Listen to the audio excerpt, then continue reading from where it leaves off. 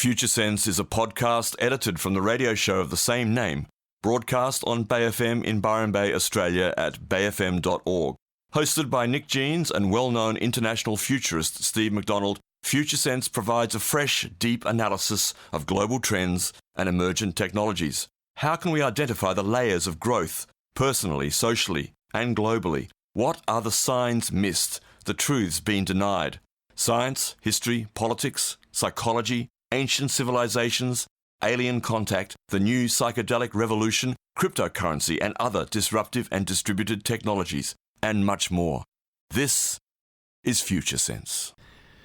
We're going to move on now with another topic and just look at an example or two of not so hidden agendas in global current affairs, which are very much a sign of our time. As we move forward into this consciousness shift, we are becoming more able to see complex patterns. Our perception is expanding. It's revealing things that we couldn't see before, in other words, and things that we couldn't understand before. And it's becoming more and more easier to see the gap between the old ways and the new ways as we try on this new value system.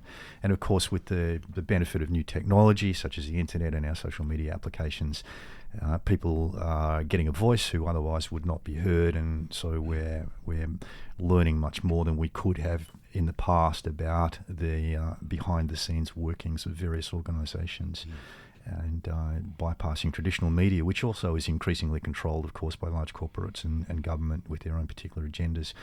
And so these agendas that have been hidden for many, many years and largely unseen are coming to the fore. And so I'm just going to work through one example here, which is about the energy industry and oil and gas, and particularly competition between the USA and Russia to see who can dominate the European market. And this idea was triggered by a news article that I saw over the weekend with the headline, Germany hits back at the US for placing sanctions on a critical European gas pipeline.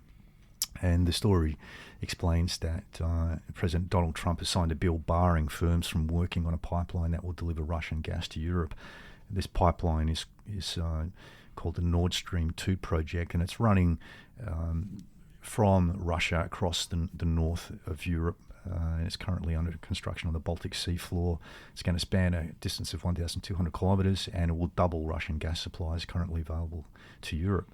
And clearly the US doesn't want that to happen, and so President Trump's imposed ratified legislation that will impose sanctions on firms who work on that project. And in response, Germany's finance minister and vice chancellor Olaf Scholz has told German media that Berlin firmly rejected Washington's decision. Clearly they want some of that Russian gas.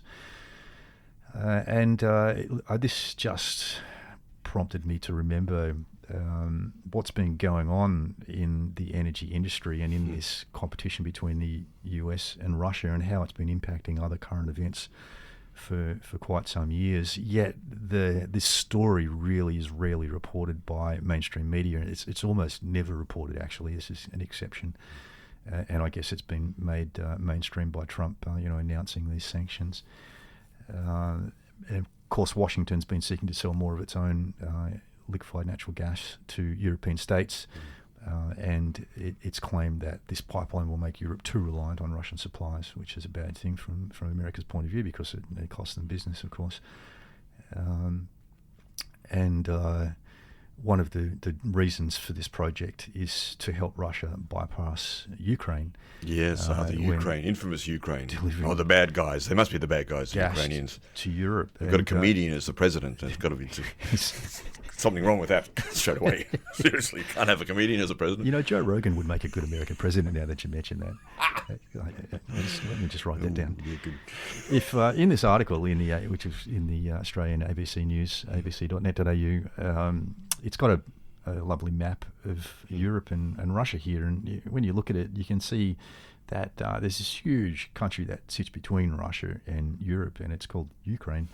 And of course, Russia doesn't have good access to Ukraine anymore because there's now a pro-US government in power in the Ukraine, and somehow that happened.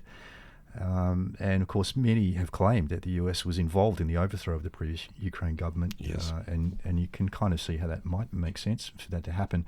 And I'm not for a moment pretending that this is just all about energy and gas. Inevitably, with these situations and international affairs, it's complex, and there are many, many factors at play, and often a number of compounding reasons why a country might do one thing or another thing.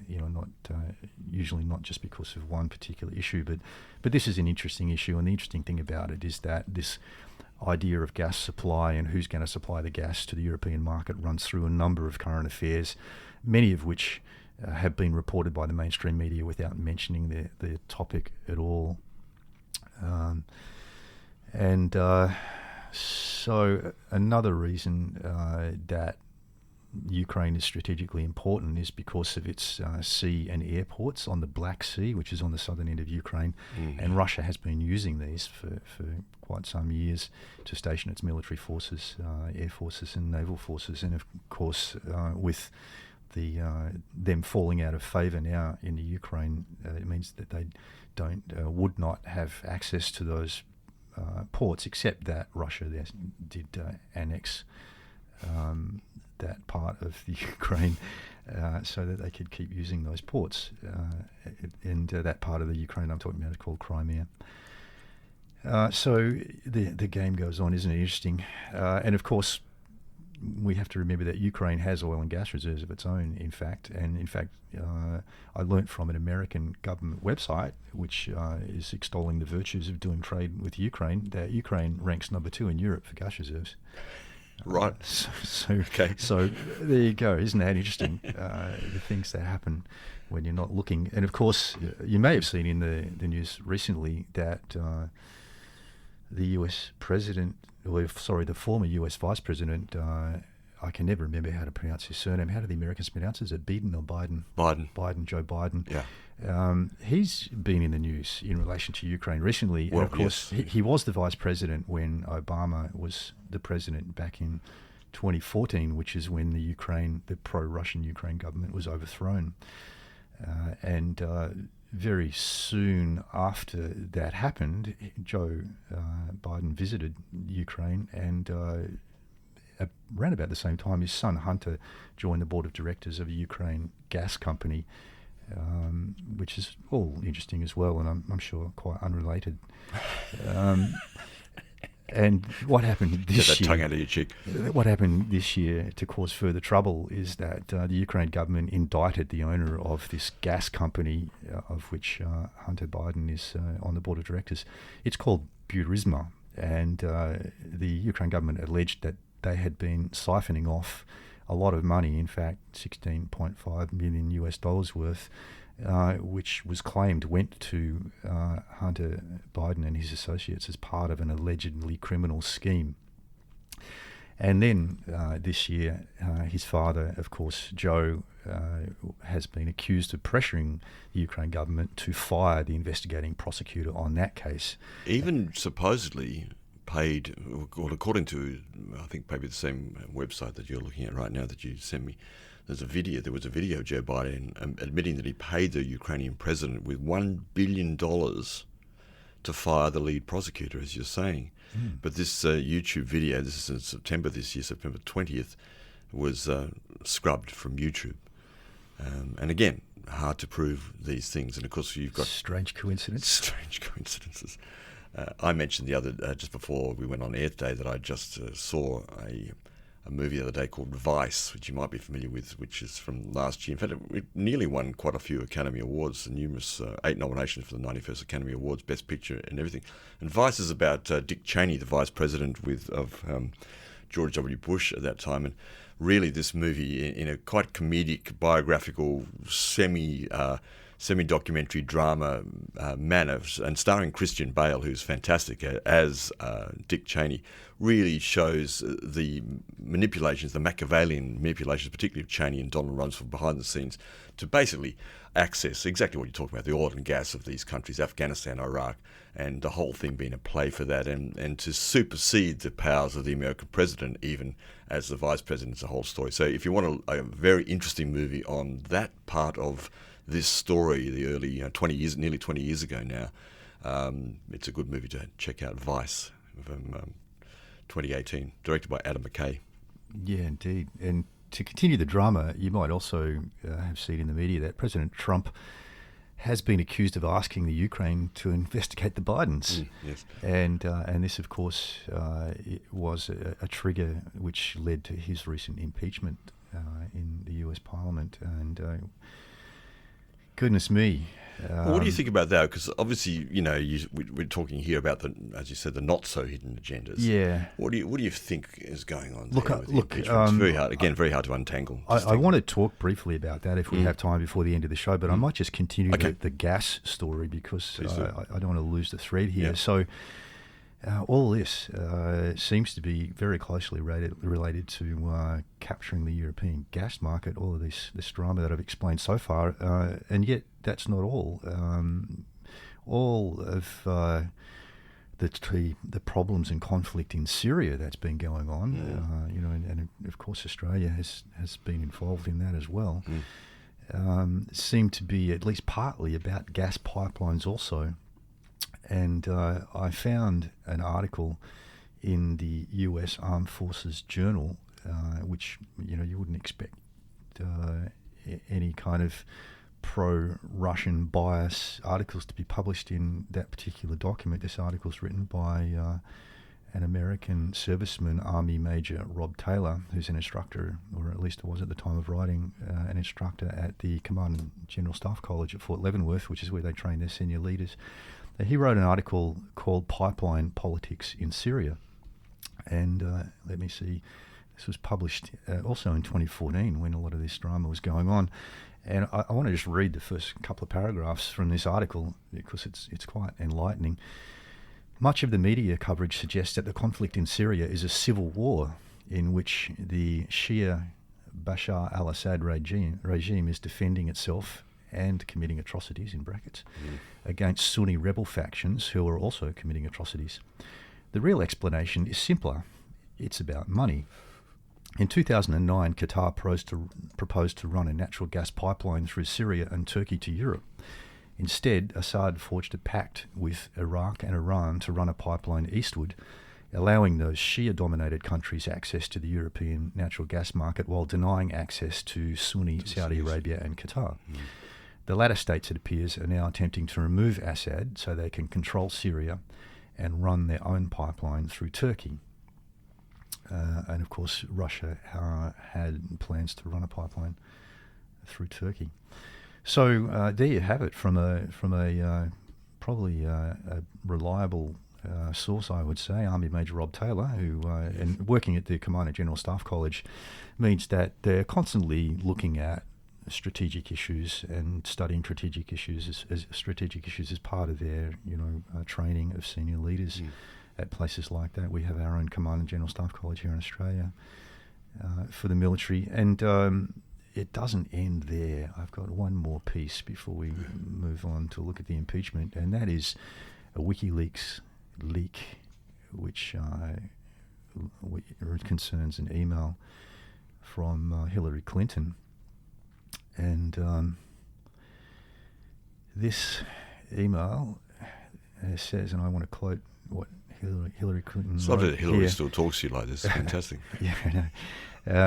Quote, "The best way to help Israel deal with Iran's growing nuclear capability is to help the people of Syria overthrow the regime of Bashar Assad." And so there we have a statement by Hillary Clinton, I think when she was Secretary of State. Yep. And like I said, these issues are never clear cut. They're always, compounding things that add up to the decision-making processes. But very, very clearly, the supply of gas to Europe, either by Russia or the US or US allies, in this case, has been a key hidden agenda in many very important strategic decisions, which have involved outright warfare in many cases as well. And you've just got to say, when you listen to these machinations, which have been going on for a very long time, and you could go back probably to, I'm sure, at least to Afghanistan and the Russian invasion of the 80s there, on right through the 90s and through 9/11, the first Gulf War, the second Gulf War, Afghanistan, Syria, now all these countries. You've got to go, well, you've got to follow the money. But also, what I was going to say is the whole project against climate change, so to speak, is faced with this incredible and very complex machination behind the scenes about oil and gas and more fossil fuels. That's right. And that's really what's going on the planet, despite the protestations of all of us relatively happy and safe first world people who like to protest things. The reality is a little more complex than that, unfortunately. It is, and in order to solve these complex problems, we need to actually know the details, the truth, and so thankfully, it's getting harder and harder to hide these previously hidden agendas. But once you get a kind of a hint of what's going on, you can look and start to read into even mainstream media reports what might be going on behind the scenes. And in the case of the Syria conflict, Obama came out when he was president at the time and said very clearly that any chemical weapons attack by the Assad regime would be a trigger for US military involvement. And lo and behold, guess what happened not long supposedly after that? A chemical weapons supposedly attack. A chemical weapons attack, which some parties, including Russia, claim to be a false flag, which was done just to justify US military involvement there. And look, the sad fact is that these things happen, but thankfully it's getting much, much easier to try and to sort of detect these hidden agendas at play. We'll just take a quick break for a couple of announcements, and we'll come back and possibly have a quick talk about the impeachment. You're tuned to Future Sense with Nick Jeans and Steve McDonald. Engage, emerge, activate, and spiral up. On Future Sense, thanks to your contributions this morning on the text line. Much appreciated. Yeah. A couple of other little things to chat about before we finish up. Yeah, while we're on the not-so-hidden agendas, let's talk briefly about the impeachment process that's underway in the US and how ridiculous the whole thing, the whole saga is, and the pretense that's going on that this is all about the Constitution and sticking by the Constitution, etc. And when in fact it's clearly just partisan politics, abusing the powers available to them to try and gain advantage. It's about as crazy as the little blue dress and Bill Clinton, isn't it? That impeachment there. I mean, it really well, it's just comes crazy. down to about the same sort of it's as crazy Noesville. Bill trying to get us to believe his lie about what he didn't do. I did not have sex with that woman. Indeed, and one of the things about these hidden agendas kind of leaking out is often we'll get a mainstream media report, which will suddenly change. The story will change without explanation, and that was certainly the case when the famous Democratic Party email leak happened around the time of the last election. Yes. And of course those emails went to WikiLeaks, and I think I quoted from one of them just previously. So you can see how they would be quite unhappy about that information getting out. And initially that leak was reported as a physical leak in that somebody had a USB stick which was taken from a DNC computer and passed to WikiLeaks. Okay. And subsequent to that, one of the DNC staffers was murdered in, I think it was in New York or Washington. I can't remember that. But Seth Rich, anyway, was his name. Yes, Seth Rich. Yeah. Yeah, okay. yeah. And that murder was supposedly a robbery, and yet he still had his wallet and all of his belongings on him when his body was found in the street. And of course, there have been also all sorts of allegations about who might have carried out that murder.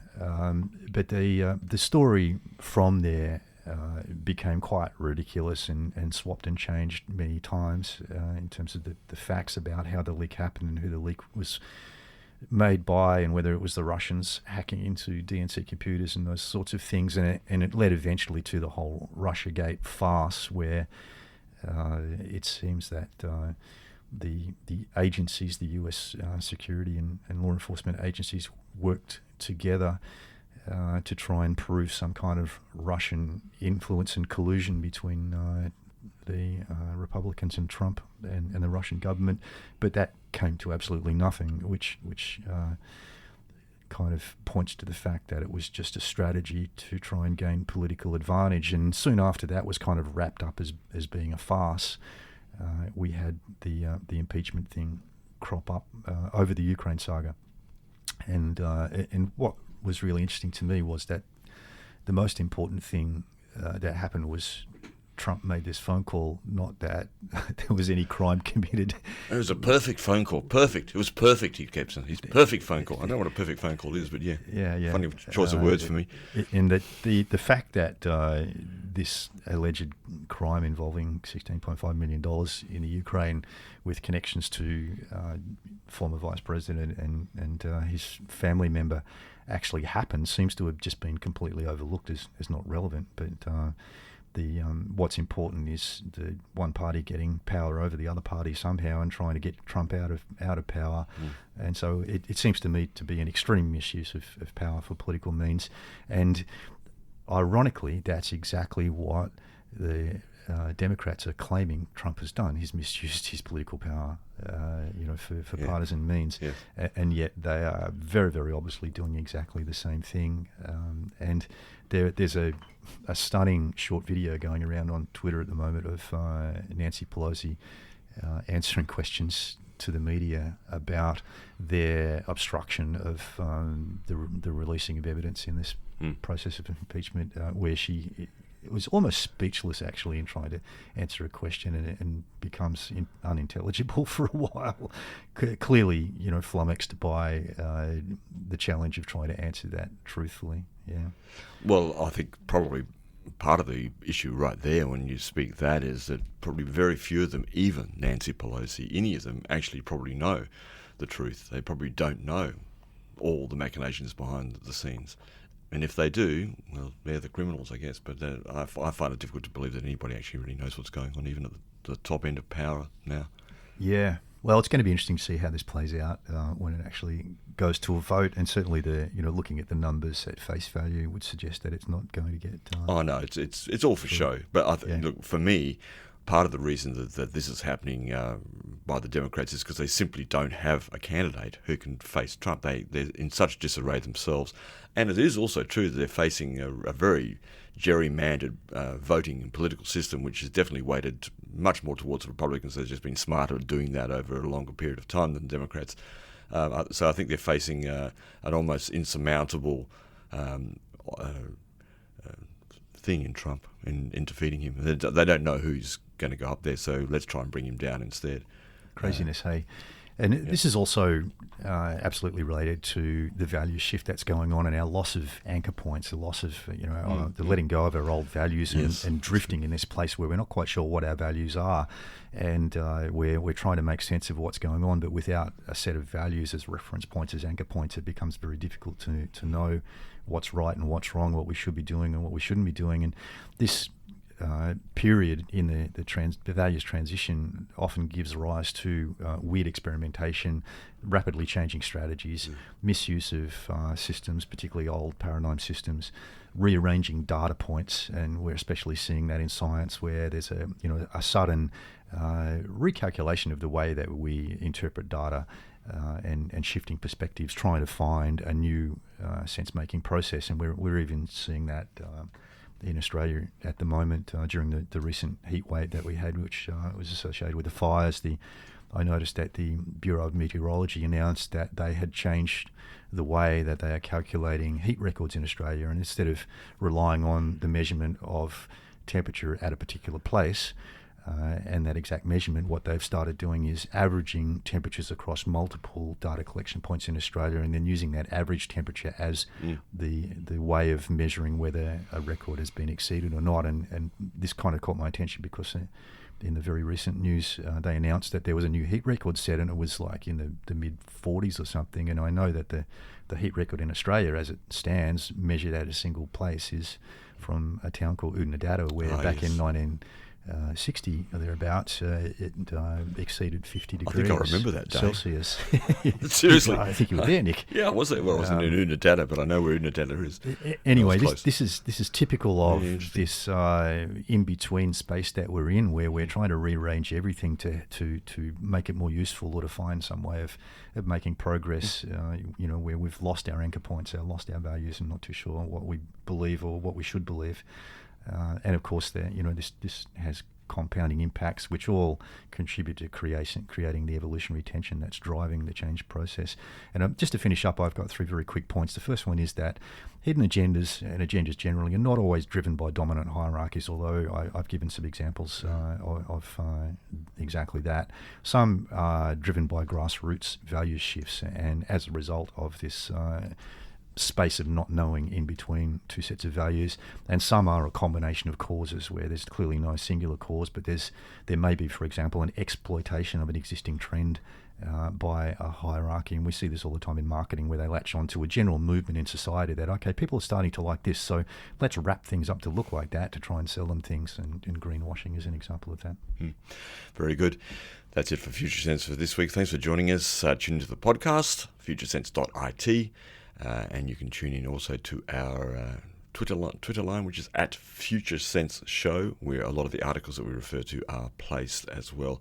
And we will be with you next week. Have a great holiday season, whatever that is for you this Christmas coming up, and whatever religion or not, or spirituality you subscribe to.